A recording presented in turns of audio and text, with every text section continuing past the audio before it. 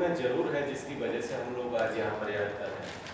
तो जब हम लोग बात कर रहे हैं कि भाई कर्पूरी ठाकुर जी को हम लोग कैसे देखते हैं, तो as a teacher, as a social scientist हम लोग थोड़ा सा डिफरेंट तरीके से देखने की कोशिश कर रहे हैं।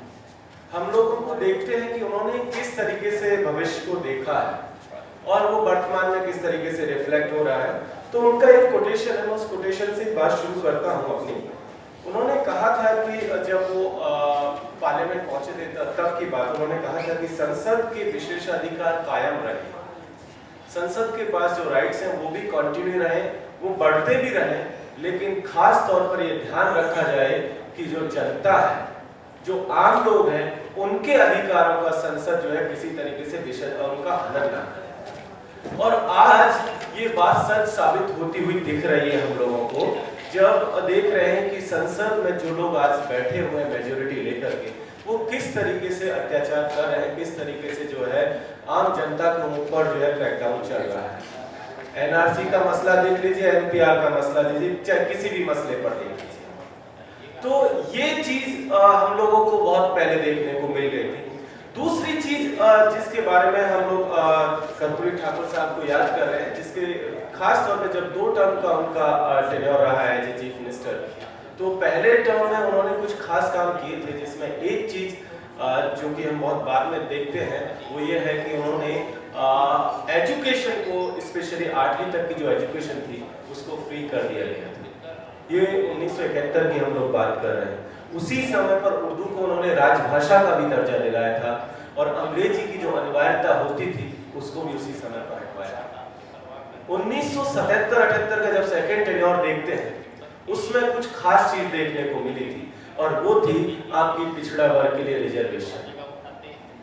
वो पिछड़ा वर्ग का रिजर्वेशन जब सेंट्रल गवर्नमेंट में, तो हम देखते हैं कि 1993 में जब मंडल कमीशन की सिफारिशें लागू हुई और उसके बाद में जो चीजें हम लोगों ने देखी वो अलग चीज थी, लेकिन बिहार के लेवल पर हम लोगों ने देखा था कि 20% रिजर्वेशन 1978 में कर्पूरी ठाकुर साहब ने जो है सरकारी नौकरियों में दे दिया था।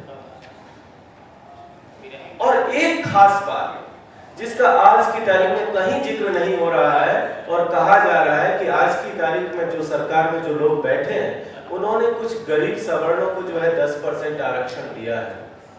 तो आपको बता दिया जाए कि 1978 में ही कर्पूरी ठाकुर साहब ने बिहार में जो है 3% रिजर्वेशन गरीब सवर्णों को उसी समय पर दे दिया था। 3% रिजर्वेशन उन्होंने जो है महिलाओं को भी दिया था, जिसके बारे में आज की तारीख में कहीं पर भी चर्चा नहीं।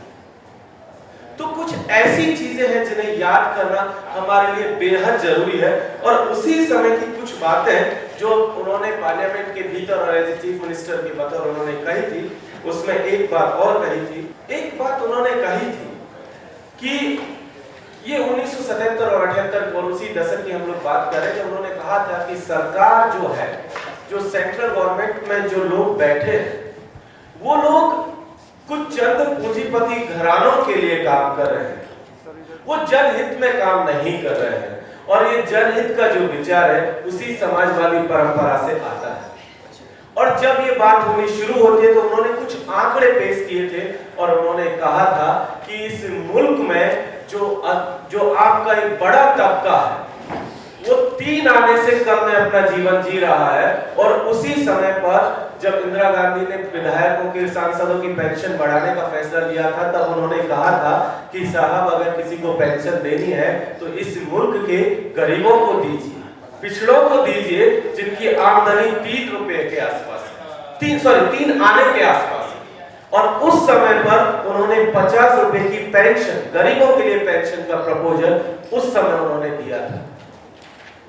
हालांकि जो सरकार केंद्र में आई बाद में, उन्होंने तो जो पॉलिसी बनाई उसका रिजल्ट ये हुआ कि गरीब और गरीब होता चला गया और अमीर और अमीर होता चला गया।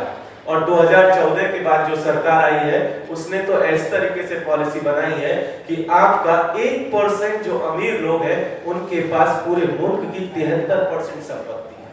तो ये चीज है, आप देखेंगे कि कर्पूरी ठाकुर जी के जीवन में वो तभी इन चीजों को समझ पा रहे थे और तभी वो देख पा रहे थे कि अगर उन पॉलिसीज को अब नहीं किया गया जिसकी वो वकालत कर रहे, जिनकी वो बात कह रहे हैं तो किस तरीके के हालात देखने को मिलेंगे और किस तरीके की संसाधनों की लूट जो है पूरे देश भर में देखने को मिलेगी। और एक बात जिसके साथ मैं अपनी बात भी खत्म करूंगा, उन्होंने कहा था कि जब तक भूखा इंसान रहेगा इस धरती पर तूफान रहेगा। जब तक भूखा इंसान रहेगा इस धरती पर तूफान रहेगा। तो ये चीज थी जो कि उनके बाद के लोगों से उनको अलग करती है। उनके पहले के जो लोग बिहार में आए हैं, देश भर में जो भी लोग राजनीति में आए हैं, बड़े बड़े पदों पर पहुंचे हैं, कर्पूरी ठाकुर साहब का ये जो गरीब तबके को लेकर के जो मोहब्बत है, उसको लेकर के जो चिंता है, वही उन्हें बाकी सबसे अलग करती है। मैं उन्हें नमन करता हूं। आप सभी का बहुत बहुत शुक्रिया। नेशनल दस्तक की आपसे गुजारिश है कि अगर इसको बचाना चाहते हैं तो नेशनल दस्तक को सब्सक्राइब करने के लिए रेड कलर के सब्सक्राइब बटन को दबाएं, फिर बेल आइकन की घंटी दबाएं। नेशनल दस्तक को बचाने के लिए बहुत जरूरी है कि हर खबर को शेयर करें, लाइक करें, कमेंट जरूर करें।